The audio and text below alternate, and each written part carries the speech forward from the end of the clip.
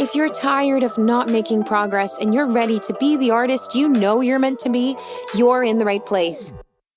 You're listening to the Singer's Path podcast.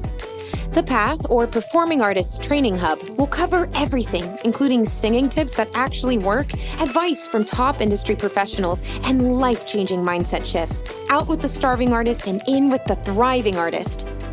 I'm your host, Sarah Bishop, professional singer, actor, educator, and entrepreneur. I'm not afraid to speak the truth and stop the gatekeeping of quality information so you can actually become the artist you dream of being. So let's get on the path, shall we?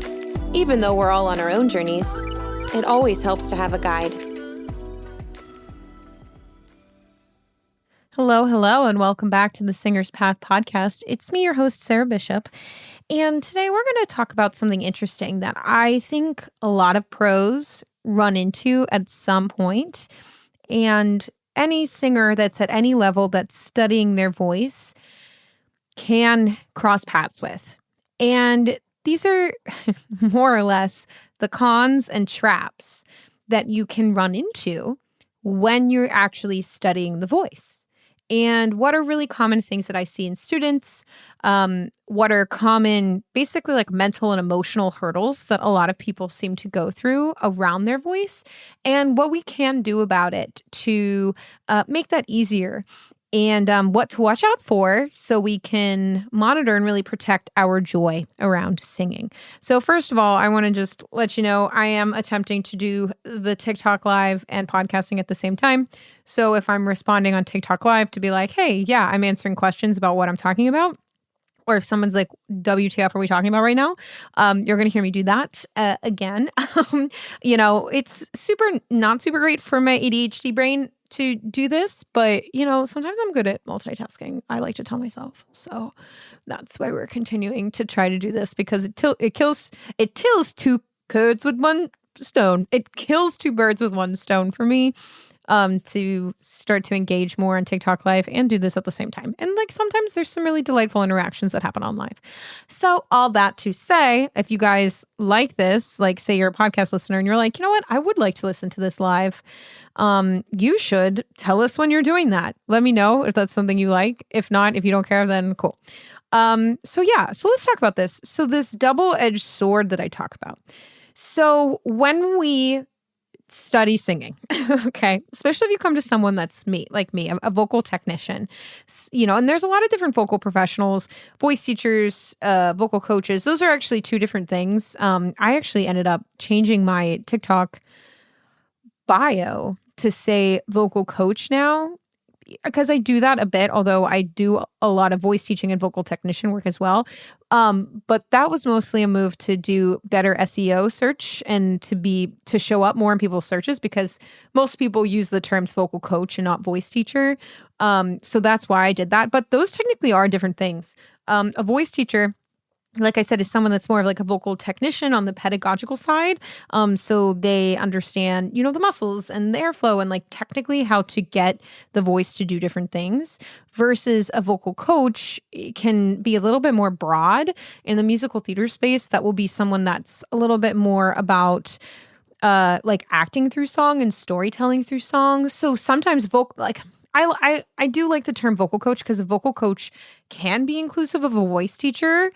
I've seen some vocal coaches that are great at shaping a piece, and they also have great pedagogical background. But that's not necessarily the case. Whereas if you go to a voice teacher, they should absolutely 100% have pedagogy background and really be trained in understanding. Anybody can call themselves a vocal coach and not really have training. But anyway, there's some differences there, and that's kind of an ADHD thing. But let's say, okay, you go to a voice teacher or a vocal coach. A voice teacher is definitely going to help you more with the pedagogical, technical side of, really their goal should be getting you the sound you want in a healthy, sustainable way. They shouldn't really be making you do things that are going to ultimately be harmful to you. That would not be a good voice teacher. A vocal coach can either in the musical theater world help you with the performance of the song in addition to that, or just do that. Some vocal coaches just teach performance of song. They don't do anything vocally. Really, that's why it's confusing. Another example of a vocal coach is someone that does like vocal production.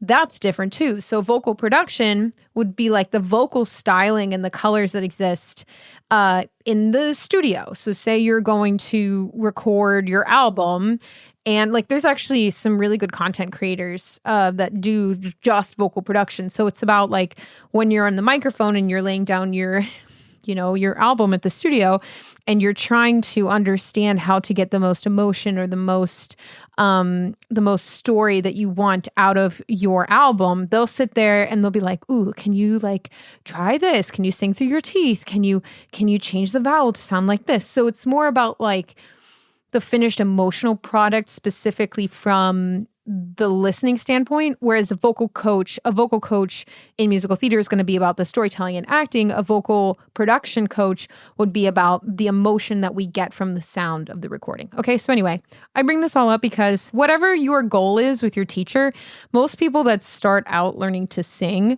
their goal is going to be just learning how to use the instrument. So when you're starting to learn how to play your voice, right, which is more or less what it is, sometimes we get really specific. So if I'm putting voice teacher hat on here, like the technician, when you go to your voice lesson with a voice teacher because you're learning to play your instrument, we can get really particular, especially if you have a teacher that is really well trained and like has really good ears.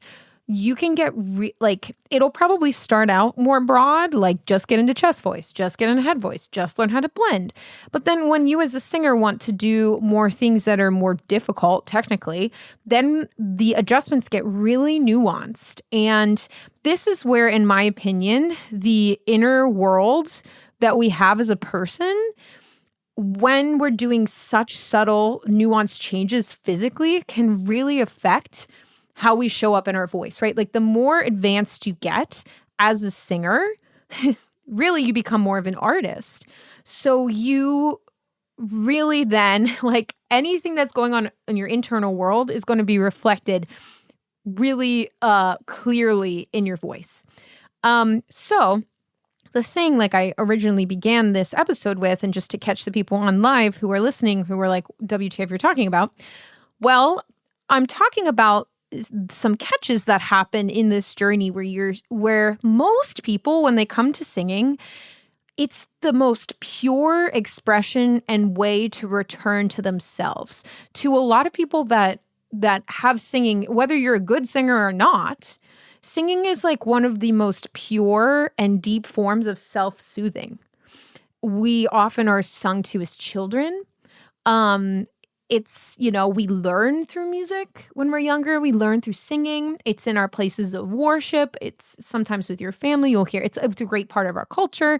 So singing at its purest form is something very sacred to most people, whether you're good or not, right? It is a vessel that can be used for healing yourself and soothing yourself and having joy. Like the power of singing and the vibration and energy that's stored in the voice is like sacred. And you can actually, there's been studies done of how vastly and positively singing can help your mental health, especially if you're doing so from that place of soothing and surrender and joy. And what I'm saying is, there's a snag that happens sometimes with professional singers, especially, or people that have chosen to get better and develop their instrument because they're becoming serious about their instrument, or they want to use it to the best of their ability. Yeah. on TikTok, there's someone that said 10 seconds in and she's cooking. Yes, I know, right? Listen, on this Singer's Path podcast, which if you guys want to listen to the whole episode when this is done, yeah, I only cook.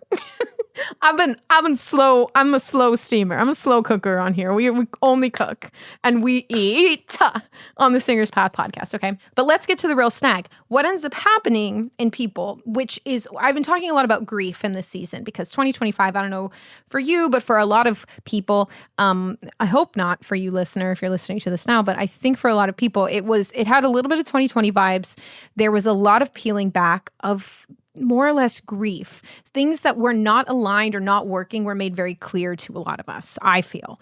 And that was very clear in my own life. As to old ways of operating that just simply could not come with me anymore, had to be addressed and looked at, and I had to allow them to fall away. And with that kind of clarity and looking inside and stillness and patience with yourself to be still enough to be with those truths are often accompanied with a great deal of grief. And so all of this to say, when we choose to study something intensely, especially on a professional level, anything technical, we take something sacred and we start to learn how to quote unquote do it right. Right? So it takes something that once could have been really natural. And I say this all the time, but I think a lot of people who start out singing typically have a style that they're better at. So it's a head dominant style or a chest dominant style. And also someone commented this on TikTok Live just now.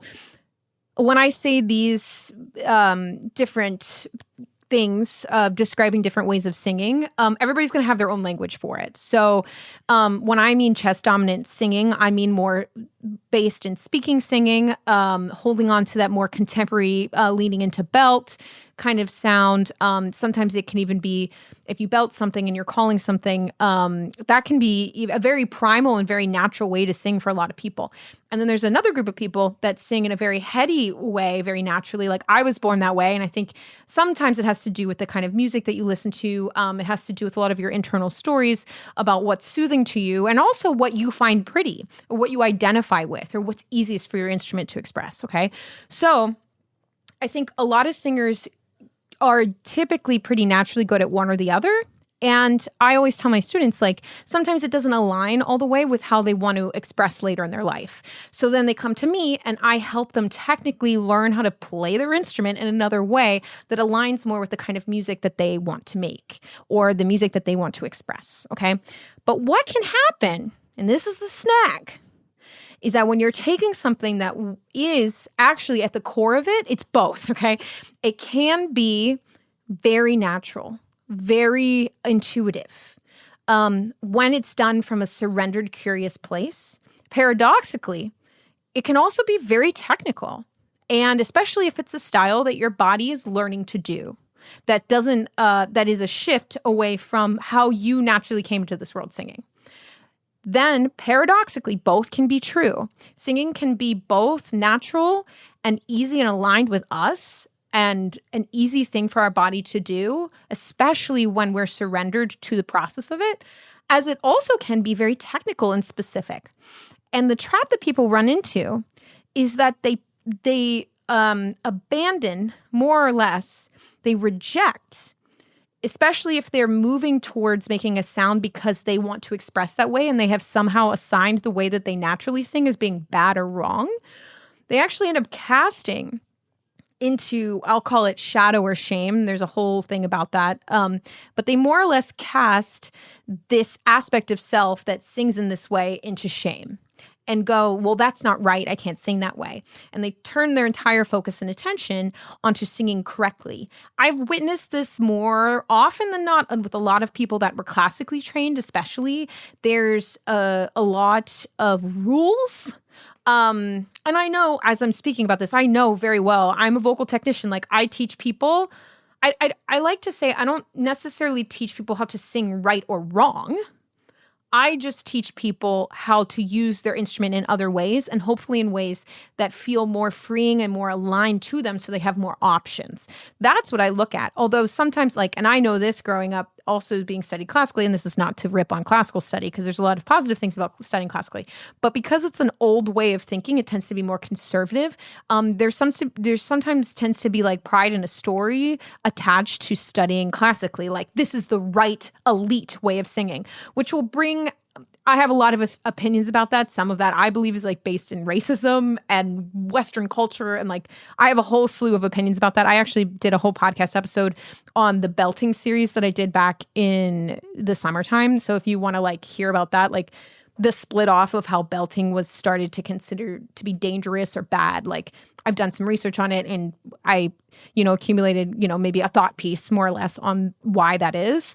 But more often than not in the classical world, especially, we can really drift from our joy when we become so obsessed with changing ourselves. And I know if you're listening and you're like, well, Sarah, the whole fucking reason I'm showing up to voice lessons is to be able to change, to be able to grow, to be able to do this new coordination, to be able to sound a different way. Yes. And paradoxically, if you take the way you sounded or the way you feel about your voice and you cast it completely into, I'm not that anymore. I can't be that. I have to learn how to do it right. This is not acceptable. I have to change. What that actually is a reflection of self. It's actually self-abandonment. It is possible to prioritize coming to a lesson, practicing, learning a vocal coordination for the sake of having a new vocal color, and hold yourself in gratitude and appreciation for what you have, and accept and enjoy where you're at. And at the top end of the priority, no matter what, keep the joy you have for singing and the soothing and your story, your relationship around your voice as being the most important thing. I believe it is possible to have both. But as someone that has drifted in and out of this, and I'm actually doing like a series right now. I hope my phone doesn't die, by the way, while I'm on live. I'm not sure. It might. I don't know. But I've done this for myself in December, which is exploring ways to heal my own relationship with voice. Because I'm going to talk about this in a second here. And there's probably going to be another ad that plays because I know you guys are hearing about it a lot, but it's my job to show up and tell you about it so you know about it, because this is going to change some people's lives. It's a big deal. And that is in the inner circle, right? Like this new membership that includes a neural rewiring program that was co-created with a therapist that uses neuroplasticity and hypnosis and nervous system regulation to help us hold us, right? Learn to hold ourselves through looking at these stories of, hey, I'm a professional singer. I used to love singing. What the fuck happened? Like, when did I lose my joy with singing? And what's really important for me and everything I make is to keep integrity and to keep transparency and keep honesty and to really own that, like, just because I co-created something with other people who are experts in those regions, and just because I've also worked through these stories myself and I'm trying to be as vulnerable and open about them as possible, doesn't mean that I have them all figured out, right? And also means that I need to walk in integrity and do that work myself. And so I am no exception to being someone that, once used singing as something that was holy and sacred. It was actually at one point one of the only ways that I could return to myself in a world of chaos that I was in growing up. And it was probably the most valuable thing that I had in my life. And when I'm talking about all of this grief that I've navigated throughout this year, the way that I've learned to hold myself through doing the work that exists in the Inner Circle membership, right, that we're bringing to you, I realized that, there's a part of me that's quite upset with myself, that this thing that was so sacred and holy, we decided to go all in on. And then through the academic pursuit of it and through helping other people, I got so caught up in perfectionism and overanalyzing and the technical side of my own voice that it became all cognitive and not from a place of feeling and from myself anymore. And so through this series in December, this is part of that journey of returning to creativity and then thus walking the walk and talking the talk, not just trying to sell people something to heal their own creativity when I'm not doing that myself, right? So in December, when I'm like returning to my creativity and I'm returning to lean into this healing of relationship with self, that's what I'm doing, is basically taking things that exist in the Inner Circle membership, which is specifically in the portion of the membership that's the Spotlight series, that's the hypnosis tracks and the exercises that actually actively get you to do those things. I am basically learning to return to basically energetically clear where I have charge and stories around my instrument. allowing them to breathe and be with them, and also notice kind of along my story of developing my voice and strengthening my voice, where did I break off from that innocent, pure love of singing? And that's what I'm going to kind of, if what I'm talking about makes sense to you, remember, I always love to hear from you guys. If you reach out and you send me emails, that is so meaningful to me to know people are listening. And I just love connecting with you. And the whole reason that I am transparent about these stories, because I just don't think people are talking about them enough. And I feel like I can deeply connect with people that are meant to find me. So if this does resonate with you at all, please, first of all, rate us a 5-star written review. That always really helps us a lot get to more singers and more artists all over the world. Or if you just want to connect, please feel free to send us an email at singerspath@gmail.com. We always love to hear from you guys. If you've been chasing your dreams and you still feel stuck, exhausted, or secretly wondering if you missed your shot, it's not your talent. It's your subconscious wiring and your nervous system. That's why I created the Singer's Path Inner Circle, which is an exclusive membership that gives you access to career counseling, to live calls, to exclusive content, and the very special Spotlight System program that we built with a therapist using real neuroscience and nervous system regulation tools. You'll heal the blocks that kill your momentum, your money story, stage fright, fear of being seen, and finally create from confidence, not chaos. And right now, if you take advantage of this founding member launch that's only happening until January 7th, you can get in for less than $2 a day. That is less than a subway ride, guys. And that rate, if you get it while this founding membership thing is going on, you get to lock it in forever, even if the price goes up later. No, if you join before January 7th, 2026, you get to keep that rate forever. Doors open Thanksgiving, unless you're listening to this and I decided to release it earlier. So let's make 2026 the year you stop surviving your dream and you finally live it. Details are in the link in the show notes, or go to sarahbishopvocalstudio.com to check it out, and I'll see you in there.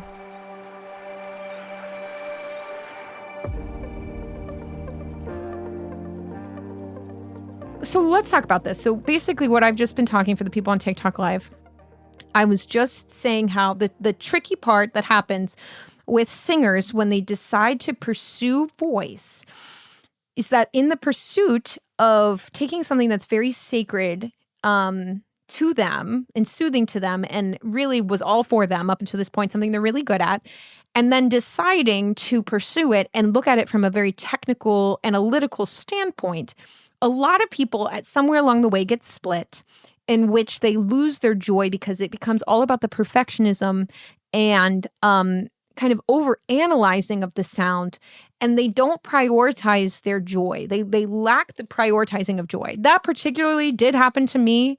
I think sometimes, like I said, there's a double-edged sword of understanding pedagogy. Even when I became a teacher, you get really heady. Like, I know all of a sudden, right, everything that's fucking going on. And I teach people to do that too. I teach people, I want singers, there's both, right? I want you to understand how to use your instrument enough so that you're not frustrated that you're stuck, okay? You're stuck in not being able to express in the way that you want, okay? So there's that. And sometimes we just want to turn off our brain and sing the damn fucking song, right? We don't want to keep analyzing and fixing and changing. And what I learned about myself when I was doing this, if you're on the email list, please, if you're not, please join. There's a lot of really good tidbits and free stuff and stories and all kinds of stuff on there. You can always check that out on, I think it's my link in bio, but I'm not really sure. It's on my website for sure. It's called the Secret Singers Digest. But I have some email sequences coming out that are more or less about when I kind of noticed this happening in this grief pattern of like, oh, like I used to like not really know anything about singing. Like I took lessons, but still didn't fucking understand it. And in a way, in one end of this paradoxical spectrum, like that actually freed me because I didn't really have an agenda. Although there's part of me that was extremely frustrated because I couldn't express the way that I wanted to. That's why Discovered exists, so you can start helping yourself express the way you wanted to. But there was like this sweet spot that I'm working on. Can we be knowledgeable of how to use our instrument? And can we also surrender to the expression and not be like overanalyzing and fixing all of the time? Right. So when I tell people like, hey, get Discover, get Pillars, like you're going to condition your voice. There also is a time where you need to put it the fuck away and just sing the damn song. So that's more or less at this time what I'm integrating. That was the grief that I've been processing is, oh shit, like at some point, really what was happening was my story of never being good enough and always like this deep desire to need to fix myself started to take over the most sacred thing to me, which was my voice. And as I was working through that this year and continue to work through that this year, all of the emotions that accompany that, of being upset with myself that happened. How could I let this happen? Of being upset that, the truth of it is just like never feeling good enough or always feeling that something needs to be fixed, all comes back to these internal stories, which is why I opened with this when I did the live or when I started this podcast episode. It's like, the more advanced you get, at some point, you're going to be redirected back to the inside because the voice is so deeply connected to our soul and the stories that we hold about ourselves. So if this kind of zigzaggy, I know I'm kind of winding around here a little bit, but if this resonates with you at all, I really, really, really want to invite you to check out that Inner Circle membership because this is what it's for. This is what it's designed to do, is to help you hold yourself back to finding your joy with singing again. And there's many other things that it does too, but this is one of the most powerful parts. There's actually a whole program about it. There's 2 whole programs about it. There's an artist self-worth program that talks about developing that strong relationship with voice, looking at whatever stories you have around your voice. Like mine was, well, it's never good enough. And actually, if I'm totally transparent, it had to do a lot with my relationship with my parents and singing a kind of music, right? I rejected how my voice naturally sounded because really one of my parents, even though I love them dearly, they just weren't interested in the kind of music that I naturally sang. So then because I wanted the attention of that parent, there was a part of me that went, okay, well, if this parent will only pay attention to me if I sing this type of music because I want their love and affection, then I need to learn to sing that because my voice seems to be the thing that makes me special. But, this parent still doesn't pay attention to me when I use it. So I have to do it in a way that will get their attention. Like that was another story that I like deeply uncovered beyond it's just never good enough and I have to constantly fix myself.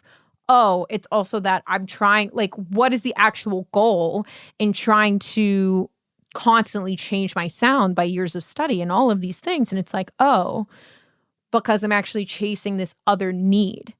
So the Inner Circle membership will really help you get really clear on all of these things, what is personal to you, and it will help you reclaim and lead yourself back to a relationship and cultivate a relationship that you actually want to have with your voice and with singing, so that it can be both, and it can be, but that's what I mean. It's the trap, right? That just as much as we want to focus conscious attention on learning to play our instrument, we don't want to be in a position where we're blowing out our voice or we're mishandling it or we're not able to express the way that we want. Yes, yes, yes. All of that exists. We need to train because of that.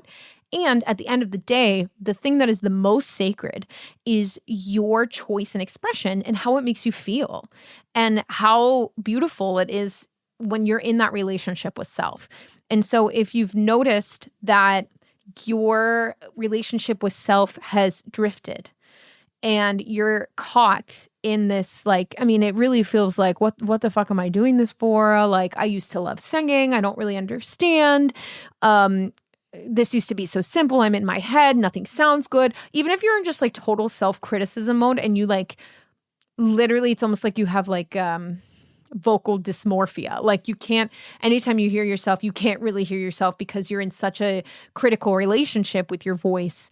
Again, this is why this Inner Circle membership needed to be created, because there's just more to it. There's more than just doing scales. There's more than just learning to mix and mix belt. there's a sacred relationship with voice that needs to be addressed and nourished and nurtured. And, I think a lot of us get away from it, especially in those big institutions, and it can be fucking devastating. And sometimes I've talked about this on socials and people just don't fucking get it. Like I've said oh, when you reject how you naturally sound and are always trying to fix yourself and sound like someone else, that's a form of self-abandonment. Because of the example that I gave before, it can be, right? I'm an example. Oh, I need to sound like this because this is what I've learned is what will get me love and attention from these people or X people, or this is what's going to make me feel safe, is I have to learn to sound like this. Like, that's a fucking fact, right? Like, I learned that about myself. And then I was able to heal that with stuff that's in the Inner Circle membership and continue to cultivate that relationship. But when I've spoken about that openly on Instagram or on TikTok, this is vulnerable shit to be sharing, but I think it's still important for people to know because I hope it gives you permission to look at this for yourself. But I've gotten hella fucking kickback for that, which I think is fascinating. Fascinating speaking something that is just very personal to me in hopes of creating a sense of safety in someone else, right? Or a permission slip or what, just even listening and hearing to someone else's story can often be validating or open up, curiosity and exploration for self, right? But I've had people be real pissed of that's ridiculous. Oh my God. And honestly, when that happens, they just quite literally miss the fucking point. That's really what it is. It's this person gave me such flack and was fucking tearing up my page because they were like, that's ridiculous. Mimicry is the most basic form of learning voice. And clearly you don't understand that. And it's ripping me apart. And I was like, yo, you really fucking missed the point. Obviously parroting sounds is part of learning voice. That's not what I'm saying. What I'm saying is that when you deeply dislike your own voice and have rejected your natural gift or what you were God-given because you, no matter what, have decided it's never good enough, that is a rejection of self. Sorry. And if you don't understand that, good for you. I'm happy for you that is never crossed your path because it's devastating for singers. Especially if they did at one point have a good relationship with voice and thus a good relationship with self.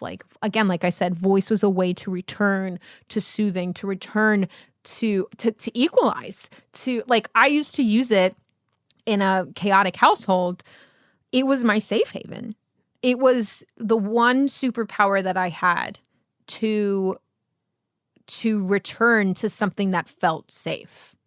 Right? So anyway, all that to say, I hope this kind of vulnerable sharing is helpful to someone. And if this sounds even remotely familiar, even remotely perks your ears at all, and you value your relationship with your voice and yourself, you're realizing you're at a pivotal point where you're you know what? I'm not willing to stay in this sticky goo with my voice so much anymore, in the sense that be on this hamster wheel of honestly never feeling good enough, or really having a difficult time returning to singing, or you're recognizing this used to be such a source of joy for me and I don't understand what happened. And it's you're kind of going through a divorce with yourself, right? When you're singing. It's just, you feel like you need couples therapy with you and your younger self with this voice, right? If that's at all the case, please. And I don't know, maybe Amanda won't run the ad if I've talked about this a lot, but maybe she will, and maybe you'll just have to listen to it again because it's my job to show up and let you fucking know about it because this is important, okay? If this is even remotely familiar, this is just a small part of what is present to help support you and help you to learn to support yourself in the Inner Circle membership. Specifically, this is a combination of two programs: the Spotlight System, which is that program that's only included for members only, and so those programs are in Art of Self-Worth for voice and healing your relationship with voice, and this is also in creativity and reactivating creative play.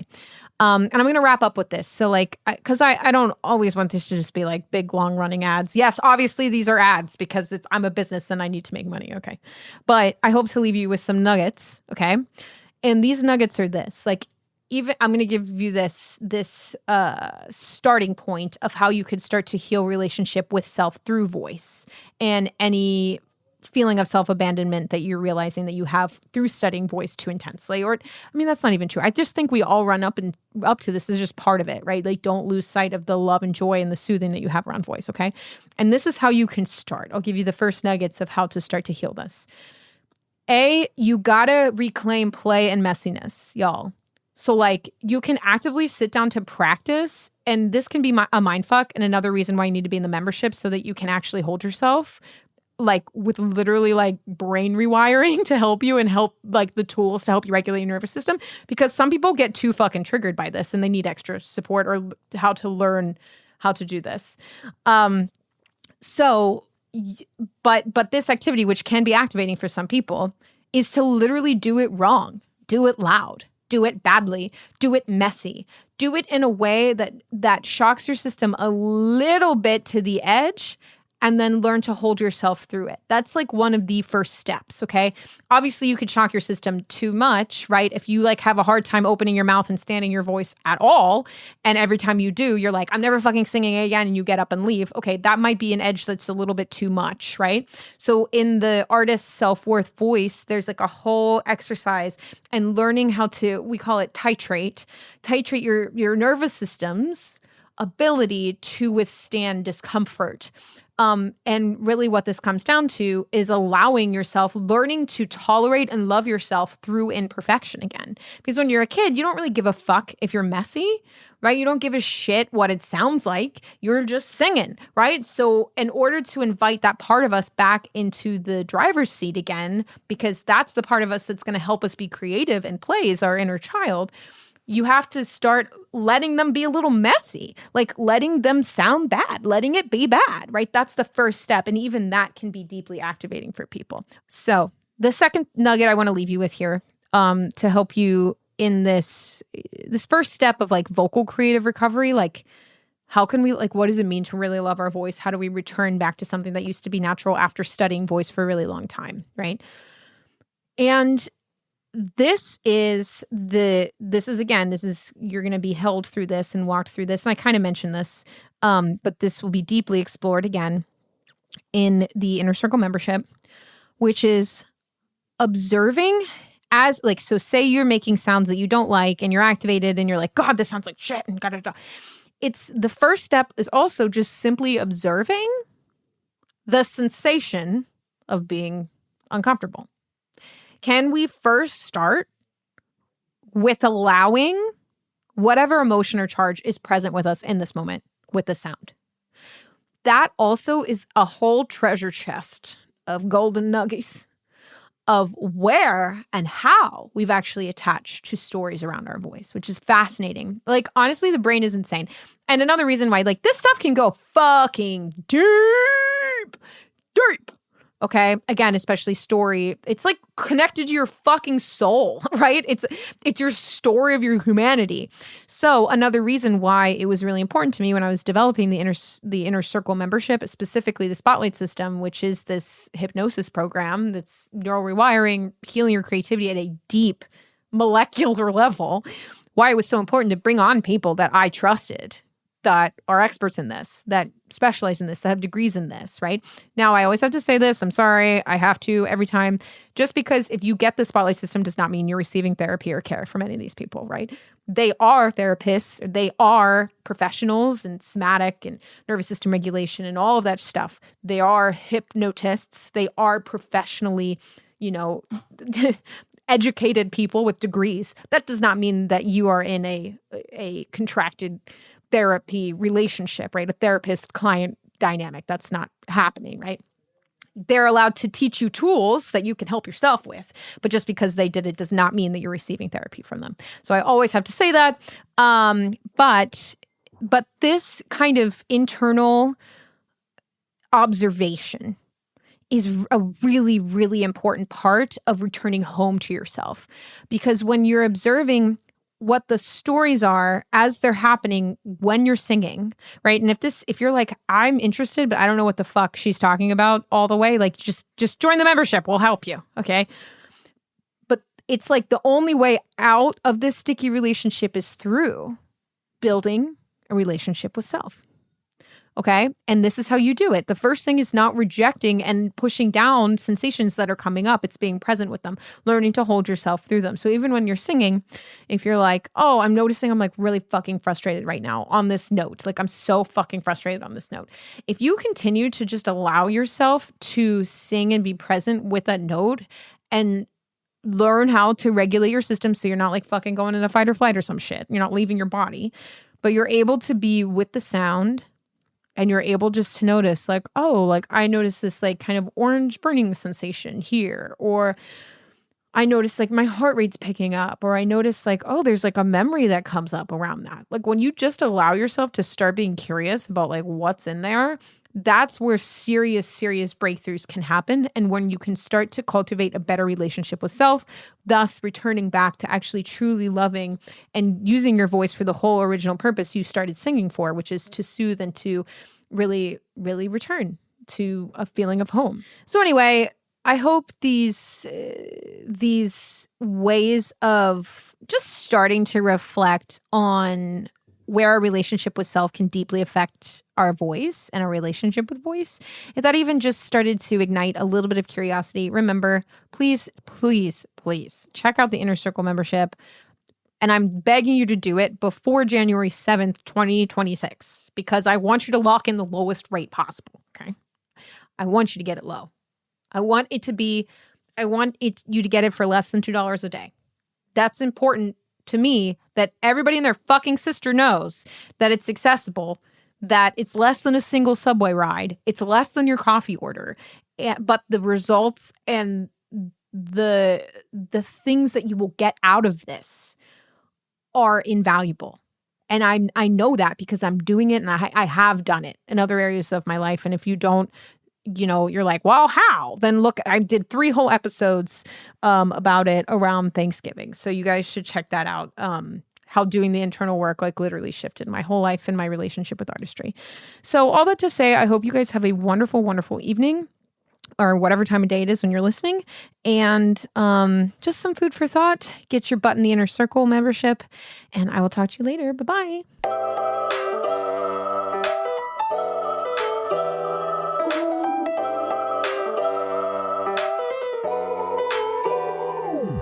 If you enjoyed this episode, please leave a 5-star written review on Apple Podcasts. This helps me get this information out to more artists all over the world. Let's work together to spread the joys of music. Until next time, I'm your host, Sarah Bishop, signing off from the Singer's Path podcast. Thanks for listening.